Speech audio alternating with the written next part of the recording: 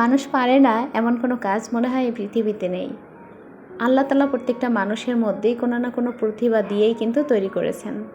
Hello everyone, আসসালামু আলাইকুম, welcome back to my another new blog. সবার কী অবস্থা, কেমন আছেন? আই হোপ সবাই ভালো আছেন, সুস্থ আছেন। গত ভিডিওতে আপনাদের সাথে দেখিয়েছিলাম যে আমি গেস্ট আসার আগে বাসাটা কিভাবে গুছিয়েছি, কিন্তু ওখানে কিন্তু আপনাদের সাথে এটা বলা হয়নি যে আমার বাসায় কে এসেছিল। তো এই তো সকালবেলা হচ্ছে এখানে বাজার গুছিয়ে নিয়েছি, মোটামুটি যে বাজারগুলো নিয়ে আসছি তো সেগুলো এখন গুছিয়ে নেব। এখানে বাজার গুছাতে গুছাতে আমার আপুদের সাথে কিছু গুরুত্বপূর্ণ কথা শেয়ার করব।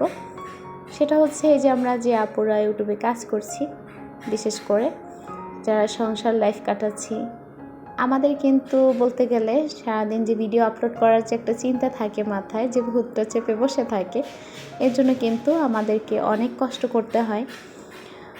তো আমাদের হয় কি যে আমরা ঠিকঠাক মতো কাজ করতে পারি না। সফলতা কিন্তু সবার ভাগ্যে থাকে না।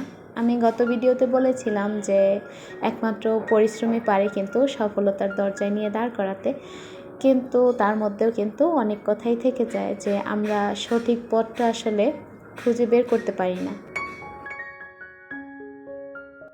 আল্লাহ তাআলা কিন্তু প্রত্যেকটা মানুষের ভিতরেই কোনো না কোনো প্রতিভা দিয়েই সৃষ্টি করেছেন। আমরা হয়তোবা সেটা দেখতে পাই না।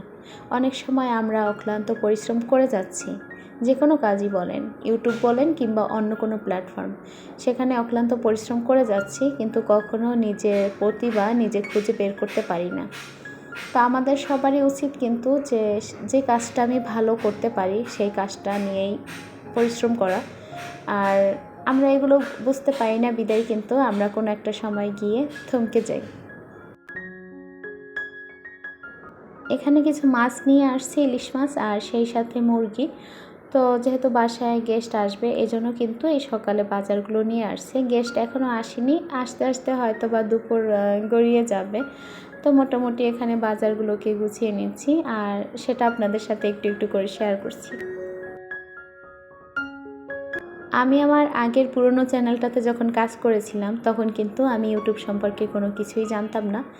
একদম মনে করবেন যে বিরক্ত ভাব হয়ে থাকতো নিজের মধ্যে একটা, যে বাসায় কি করব না করব ভালো লাগতো না। বাচ্চাদেরকে নিয়ে সারাদিন ওদের দেখা যায় ওদের সাথে থাকতে থাকতে একটা বিরক্ত ভাব চলে আসতো, বা শুয়ে বসে দিন কাটাতেও ভালো লাগতো না। তো সেই থেকেই কিন্তু ইউটিউবে এসেছিলাম।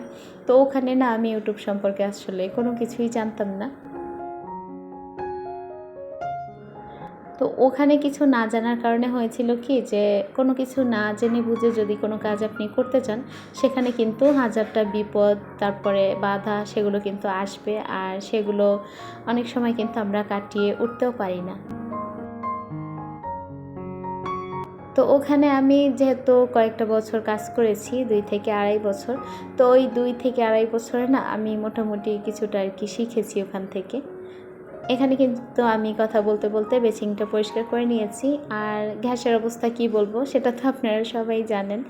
তো এখানে হচ্ছে ইন্ডাকশনে লাউ আর ডাল বসিয়ে রেখেছিলাম।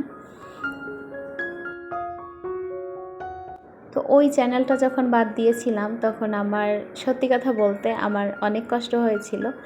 তো কোনো একটা সময় দেখলাম যে আপনাদের প্রতি এমন একটা মায়া চলে আসছে যে ওই চ্যানেলটা অফ করার পরেও মনে হচ্ছিল যে আমি হয়তো বা আমার ভিতরে কিছু একটা শূন্য হয়ে গেছে। তো সেই থেকেই আবার এই নতুন চ্যানেলে জয়েন করেছি। তো ওখানে ডালটা কিন্তু হয়ে গেছে, আর এদিকে আমি কিছু অ্যারেঞ্জ করে রেখে দিয়েছি। আদা কুচি করে, তারপরে রসুন, ওখানে কাঁচকলা আছে, আর এখানে রোস্টের জন্য কিছু চিকেন কেটে রেখেছি। তো এগুলো মানে অ্যারেঞ্জ করে রেখে দিয়েছি যে গ্যাসের চাপটা মোটামুটি যখন আসবে তখন রান্নাটা বসিয়ে দিব। কারণ গ্যাস একদমই টোটালি নেই, তো ওখানে মোটামুটি ডালটা করেছি। আর যদি দেখি যে গ্যাসটা না আসে তাহলে একটা সময় দেখা যাবে যে আমি আবারও সেই ইন্ডাকশনে চলে যাব। আর এই তো দুটো মাছ নিয়ে আসছিল, তো একটা ভাজি করব ভাবছি, আর একটা ফ্রিজে তুলে রেখেছি। ওই চ্যানেলটা বন্ধ করে যখন আমি নতুন চ্যানেলটা ওপেন করেছিলাম, তো একটা কথা ভালো করে মাথায় ঢুকিয়ে নিয়েছি যে যেহেতু আমাকে এখানে কাজ করতেই হবে, তো আমাকে মনোযোগ দিয়েই কাজ করতে হবে, নয়তো বা আগের চ্যানেলের মতো যদি আমি এরকম কাজ করি তাহলে হয়তো বা আমার এই চ্যানেলেও সেই আগের মতো চ্যানেলের মতোই অবস্থা হবে। আমার কাছে মনে হয় যে কাজটা আমাকে করতেই হবে, ওই কাজটা আমার মনে হয় যে মনোযোগ দিয়ে করাই ভালো। আর একটা জিনিস খেয়াল করবেন যে আপনার কিংবা আমার মাথায় যদি একবার সফল হওয়ার নেশা চেপে বসে তখন কিন্তু আপনাকে কোনো বাধাই আর ঠেকাতে পারবে না। গ্যাস যেহেতু আসেনি কি আর করবো, বসে থাকবো, সেই জন্য হচ্ছে এখানে এই যে গতকালকে রাত্রে সব কাজই করেছিলাম, কিন্তু এই যে ডাইনিং টেবিলের চেয়ারের কাভারগুলো এগুলো গোছানো হয়নি। তো ওগুলো কাজ করতে করতে না অনেকটা রাত হয়ে গেছিলো। তো এই জন্য এই কাভারগুলোকে একটু গুছিয়ে নিয়েছি, যার কারণে হচ্ছে ওদিকে যে রান্নাটা অফ আছে সেই জন্য হচ্ছে আর বসে থাকিনি, যে কোনো না কোনো কাজে নিজেকে ব্যস্ত রাখি। আর গেস্ট একটু পরেই দেখা যায় চলে আসবে, তো তার মধ্যে মোটামুটি একটু গুছিয়ে নিব। যাই হোক, ওখানে টেবিল গুছিয়ে তারপর আবারও অপেক্ষা করছিলাম গ্যাসের জন্য, কোনোভাবেই গ্যাস আসছিল না। তো শেষমেশ আবারও সেই ইন্ডাকশনে চলে এসেছি, কিছু করার নেই আসলে। ওদিকে গেস্ট চলে আসবে আর এদিকে রান্না না করে বসে থাকবো, সেটাও তো পারতেছিলাম না। তো গেস্টের জন্য আহামরি তেমন কোনো কিছুই রান্না করছি না, কিন্তু খুব সিম্পলভাবেই রান্না করছি।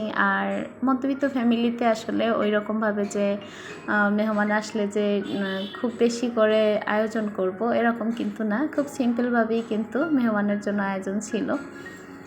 তো আমার বাসায় হচ্ছে আমার মেজো ভাবি আসবে, আমার ছোট ভাই নিয়ে আসবে।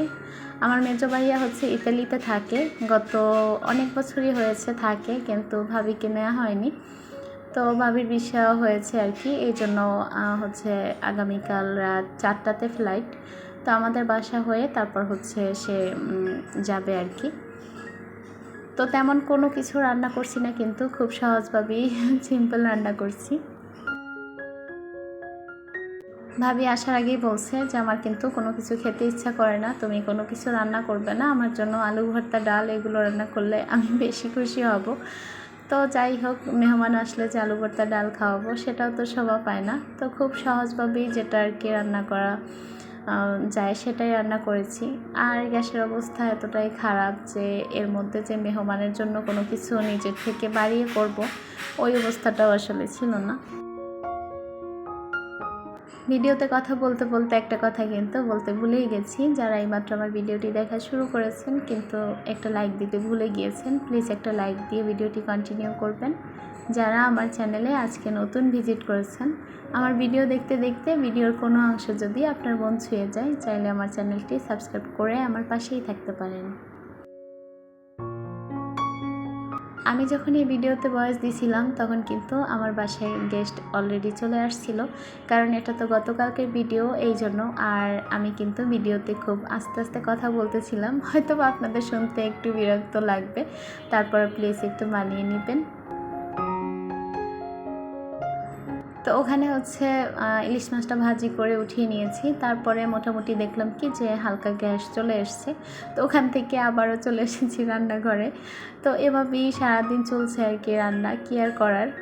যখন একা থাকি তখন দেখা যায় একটা ডিম ভাজি করেও কিন্তু দিনটা পার করা যায়, কিন্তু বাসায় যদি গেস্ট থাকে বা সদস্য সংখ্যা বেশি থাকে তখন কিন্তু রান্নার চাপ একটা অন্যরকম থাকে। কি আর করার, আজকে এভাবেই রান্না সকাল থেকে করতে হয়েছে, কতক্ষণ ইন্ডাকশনে, কতক্ষণ আবার এই গ্যাসের চুলাতে। আমি যখন ভিডিওতে ভয়েস দিই, আমার ভিডিওর ভয়েসের মধ্যে কিন্তু অনেক শব্দ আপনারা সাইড থেকে পাবেন, কিছু করার নেই, কী করব। আমার বিল্ডিংয়ের চারপাশে অন্তপক্ষে 3-4টা বিল্ডিংয়ে কাজ চলে, যার জন্য আমি কখনোই কিন্তু এই সাউন্ড ছাড়া আপনাদের সাথে ভিডিও শেয়ার করতে পারছি না। তো ওখানে আমার মুরগির মাংস রান্নাটা হয়ে গেছে, আর এই তো দুপুরে রান্নাটা সব হয়ে যাবার পরে সবার খাবার দিয়ে দিচ্ছি। আমার রান্না করতে করতে কিন্তু বেশ খানিক সময় লেগেছিল, কারণ এখান থেকে ওখানে এমন করতে করতে অনেকটা সময় লেগেছে।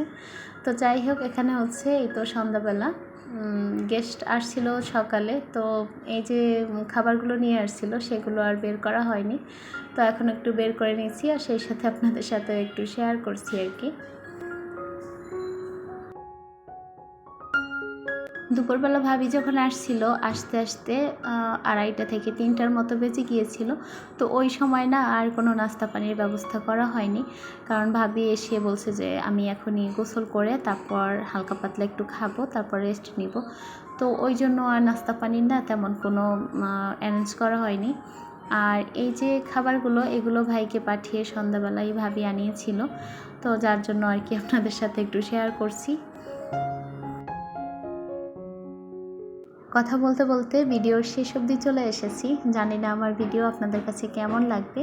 ভালো লাগলে অবশ্যই কিন্তু কমেন্ট বক্সে কমেন্ট করে জানাতে ভুল করবেন না। তো এই তো ছিল আমার আজকের ব্লগ। আপনাদের সবার দীর্ঘায়ু এবং সুস্বাস্থ্য কামনা করে আজকের ব্লগটি এখানেই শেষ করছি। আল্লাহ হাফিজ। আসসালামু আলাইকুম।